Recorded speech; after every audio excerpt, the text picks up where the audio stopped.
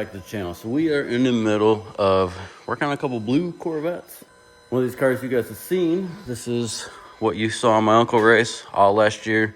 So this car is getting pulled apart. I'm gonna do a full cage in it because right now it just has that back bar, and it's gonna get a 560 cubic inch big black, like what we run in all the rest of our fast Corvettes. There is another car, basically a twin to this thing, that is built now. He's just waiting for his engine. He's out of Canada.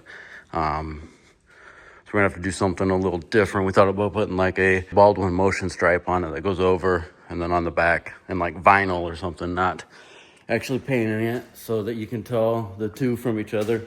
And then this car, nobody's actually seen yet. This thing was one of the 6 that we pulled out of the garage, not last summer, but 2 summers ago. It was blue, but it just got painted base coat, clear coat, the original color, Nassau blue. And then they're in the process of working on stripping the interior, and we got another frame for it. This thing is actually getting a aluminum 427 ZL1, an actual ZL1 motor, and then a 5-speed and fuel injection, and then just going to be a fun little street car. But I'm going to show more about that later. This is actually what my dad and grandpa have been working on for the last month or so. This video, we're going to cut the cage out of this car and fab up a roll cage in it.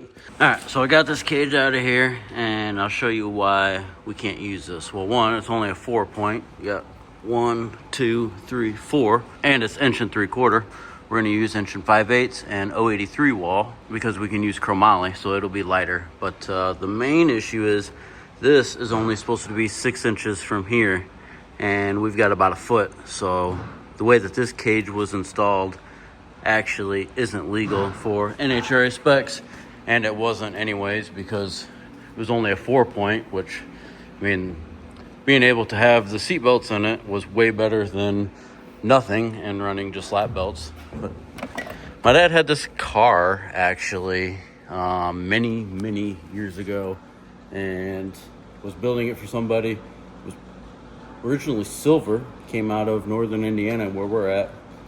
He had it painted black, had the cage put in it. It was a full 6-point cage, and then he sold the car. They painted it blue. Before it was sold, it had a cage put in it, a removable cage, because back then my dad had removable cages in these, mainly in his car back then, because my mom and dad shared one Corvette, and they pulled the cage out of it when she went and raced because her class wasn't allowed to have a roll cage. But anyways, so the cage came out nicely, but I'm gonna have to cut these out. That's gonna suck. They are welded to the frame. There, you can see it right there. All right, I got this thing cut apart on the old cage, totally out of it. And then we modified the seat a little bit to get it to sit all the way back. We can go ahead and start bending this bar up. And then actually, before we do that, I've got to go get tubing. I looked over there, thought I had tubing laying up against the wall, and then realized it's the wrong size tubing. So I got to go get tubing tomorrow, and then we'll start bending this bar up. Here is where I'm at with this cage. Got the old one out, like I showed you. Cut big holes in the floor, and then I went ahead and bent the rear bar. Got that thing fitting nice and tight up there. Changed up the down bar a little bit. I used to have bends in them, and now you can see I don't have a bend in them, and they just go straight down. I don't know. One's no better than the other. Actually, I think with the bend, they were easier to fit than the way those are now. And then I bent this bar and got this thing sitting in here. Nice and tight up against the dash. Nice and tight up against the dash right there. It fits perfect in this little slit that the dash has in it. And then fits up nicely right there. This bar is kind of a pain because you got to be able to get the T-tops out. And it's got to be high enough that your head doesn't hit it. But it can't go too high because the T-tops are there. And basically the T-top slips in right here. Got a little latch right here. So it's kind of a pain. But I've got all that done. Didn't film it. Basically because I have a huge problem of like working and not filming. I really need to hire a filmer, but my YouTube doesn't make enough money to hire a filmer. So what I've got here is a little cheat sheet, I guess. If this doesn't make sense to you, that's okay, because it doesn't really make sense to me neither. I've got to study it for forever. But this is the bar that I just showed you. So I got to bend the driver's one, so I'm going to explain to you guys how I do it. But this bar has to come here and bend this way, and then it's got to bend out, because if I just bent straight down, it would go right here, and one, that's not safe, and two, it looks stupid. It's got to bend out, then bend down, but then if you bend this one down, it's going to run out into the door, so you got to twist the bar and then bend it down again. So actually you look at it and the bar's doing this when you look at it after it's bent, but in the car it looks good. So I'm gonna show you guys how we do that. To be able to put this bar in, these cars, you have to weld the bar directly to the frame. Whereas like a unibody car, you can weld to the floor if you use a 6-inch plate, like on the 69 Camaro that's up there on the lift. So we've got to cut big old holes in the floor. I got to put one right here. And then what I do is, I'll show you on the other side. On the other cars that I've done, I just weld this piece directly to the frame. But because this car was basically built as a fast car, but looking factory stock, not by us, there's a bunch of holes in this frame. And so I had to cover up the holes, weld this big old piece in, and then weld this to that. So now everything can be welded, but I'm not gonna weld it up yet, because I'm gonna try something different to make it easier to weld. But I'm gonna stop rambling and start getting to work, start bending that driver's bar, and kind of try to explain to you guys how I do this. All right, first bend is fairly simple. We got here 21 inches, but I've got here 23, including the extra. So I added 2 inches and fit it to the bar in the car. And our first bend is gonna be 45 degrees, which I'm gonna go 50 because I went 45 on that, and then I threw it back into the bender and went 5 more. I don't know how I ended up with 50 on that, but I did, so I'm gonna make a match. I'm gonna go 50 here and 23 inches. So basically, the start of your bend is always gonna start right here. Let me turn my little light on. It's probably dead. So the start of your bend and end of your bend is basically going to be right here. I'll explain what I mean, but that's why you see Sharpie marks on it, because you got to stop and mark the end of your bend. That way you can measure. For instance, I got 11 inches right here from the end of this bend to the start of this bend.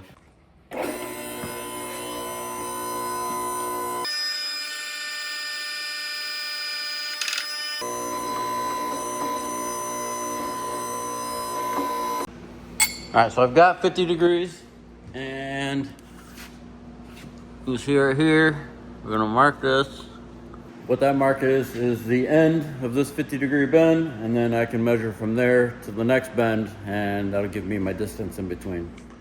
All right, so we're going 11 inches to this 20-degree bend right here. And as you can see, I'm 40 degrees down for passenger side, up for driver's side. So we need to measure 11 inches from here.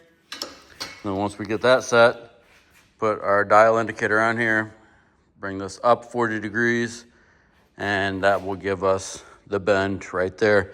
What that does is brings the bar along the top of the car and then twists it to go down the A-pillar.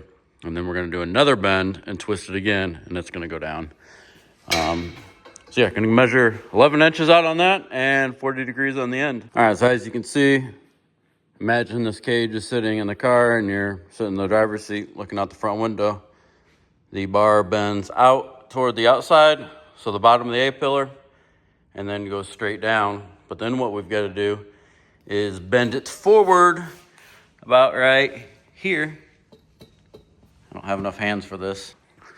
So what we've got so far is the first 2 bends. We've got this bend right here, this bend right here to kick it out this way. But like I said, it's gonna keep on going through the door if we don't twist it and bend it back. So we've got to do our third bend now, which should be our last bend, and that'll bring it back down to where the frame is. 16 inches from where we just did this 20-degree bend. Don't ask me how I can read this and understand it, but yeah, there's a bend there. You don't see it in my little drawing, but then I've got a right here, 15 degrees down when bending third bend at 40 degrees.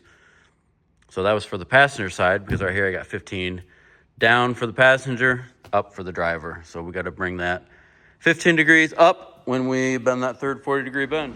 All right, so as you can see, the one on the left, the driver's side one we just bent, is a little long. Let me see if I can make these look a little closer to each other. But they basically are the same thing. Like I said, this one needs cut off down here. And then we've got a lot of excess up here. That's just for fitment. But as you can see, they both bend at the same spots. And this one that we just bent up, after probably about an hour or so of fitting, like this bar, we should have ourselves a nice tucked bar on the driver's side of this 69 Corvette. All right, guys, a little shop update. Well, cage update, I guess. The cage is in. It's got to all come back out because I'm trying to weld this totally different than the way I've welded before, because it's impossible to get the TIG torch down in here. Also back here. Back before, I would use a mirror back here and I'd like weld backwards. It's honestly super hard and I didn't do a very good job at it. But here, you can't even get in there to weld it. So what we're doing is this has to come out anyways so that it can be welded up here. So this will come out, get welded to our welding bench, and then I can weld these all the way. And then I'll take this bar out and then weld the rest of these and then put everything back in. I can fully weld these once I take this out and this out. The cage will probably be done tomorrow. Oh, and then we have the rear seatbelt bar, which I think we're gonna weld it on the bench also, just to make it easier to weld. But all right, we got this thing out and welded to the bench. This part is tacked in, that way we can weld all of these down there, and then we will set this thing back in and weld it to the car, and then fully weld up everything else.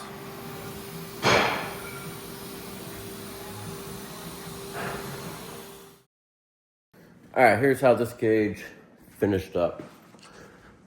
Nice and tight, up by the top there. Tucked in nice and tight down there. My grandpa been working on this thing, patching up the floors where we cut all the holes so we can weld the cage to the frame.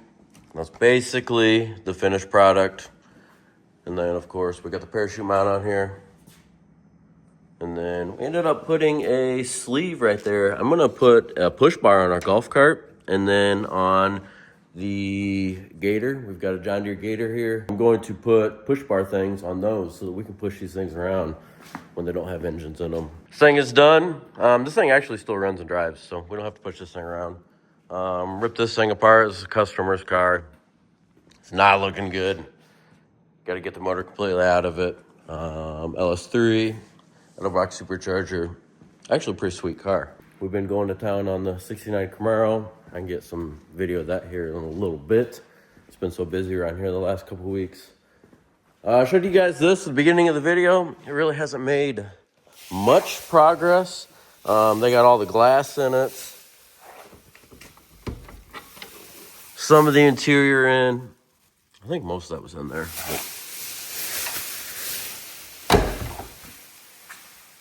Headlights are in now. Working on patching that up. I'm actually waiting for axles for Ryan's LTD. You guys have seen this in the backgrounds of our videos for like ever now, since we started the YouTube channel. Got the rear end fabbed up, built this thing for him. We narrowed it, put these lower control arm brackets on it, shock mounts. Measured for axles. Mosier sent us axles that were totally wrong. So Mosier was like, hey, send us those back. We'll fix our issue and send you new ones. We haven't got the new ones back yet. As soon as that is out of here, This is going to go over there, and then we are going to put the frame. We've got another frame for this car, and then we can start putting this thing together. Like I said, that's getting a ZL1 engine, all aluminum, 5-speed transmission, Holley EFI. It's going to be a nice little street cruiser, AC and all that. And then, you guys have not seen this car.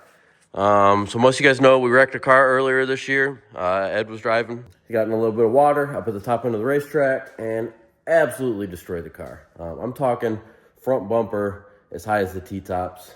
Hit every corner of it, folded the frame in half. It was pretty bad. I've got video of all that. We never made a video of it because of the accident. Anyways, this is Ed's new race car, 68. Thanks to Scott Libersher. This was his dad's car that his dad was working on. The project was just kind of put on halt, and then it really never got worked on. So we went and picked it up actually just after the accident happened. Just been busy all summer. Haven't had a chance to work on it. But Craig is our new guy here. He's helping us out. Craig and I have this thing almost knocked out. We just started on this thing. Monday evening, we got it in here. So basically Tuesday morning, and it is Wednesday. And we've got this thing almost completely knocked out. We've got to do one more door bar, and then all of this will get fully welded on the bench, this back half. And then we'll put it in here, we'll fully weld it up, and this thing will be out of here. We've also got a parachute mount being fabbed up for it. So yeah, that pretty much wraps up what we got going on out here. Sorry there wasn't more action in the video. I really need you guys that haven't subscribed, hit subscribe, because I need enough subscribers for this to make enough money that my wife can quit her job and she can just follow me around with a camera. Then we can have more videos, better content. So hit that subscribe button. Let's try to get to 50,000 and try to get my wife to quit her job so she can follow me around with a camera and we can actually film and make legit videos instead of me doing updates every now and then. But that's gonna wrap it up. Be sure to head to hpdepot.com, grab yourself some t-shirts. I'm wearing one right now. We got hats. But that's gonna wrap this video up. So thank you guys for watching, and we'll see you on the next one.